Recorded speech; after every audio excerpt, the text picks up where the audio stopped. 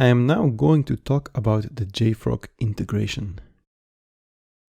In the previous demos, I've always submitted the Docker image to the Docker registry, Docker Hub.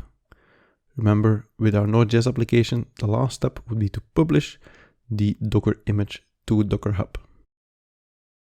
The resulting image is in Jenkins called the artifact. It's the resulting binary from a build.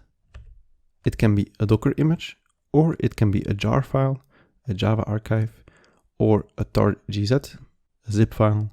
Really anything can be the artifact of a build. These artifacts, the result of your build, you want to store somewhere. JFrog Artifactory is a product that can store for you the artifacts resulting from a build. You can either download Artifactory for free and run it yourself, or you can use their hosted version. In the demo, I will use the hosted version. It is best practice to store all the artifacts of the build that are getting deployed. If you need to roll back, you have the artifact already available somewhere.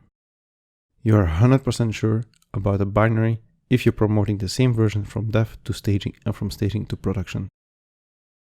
You're not really going to rebuild every time you're going to go from staging to production. You just want to get the same artifact, the same jar, the same image. You want to put it in production to be 100% sure that you're putting the same thing in production that you tested in staging and dev. So you have no lengthy rebuilds when you already built something. JFrog integration is done using a JFrog plugin. So we'll install the JFrog Artifactory plugin, and that will then be our interface to the JFrog product.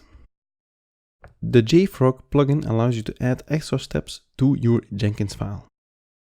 One of the last steps of the build will be to send the artifact to JFrog.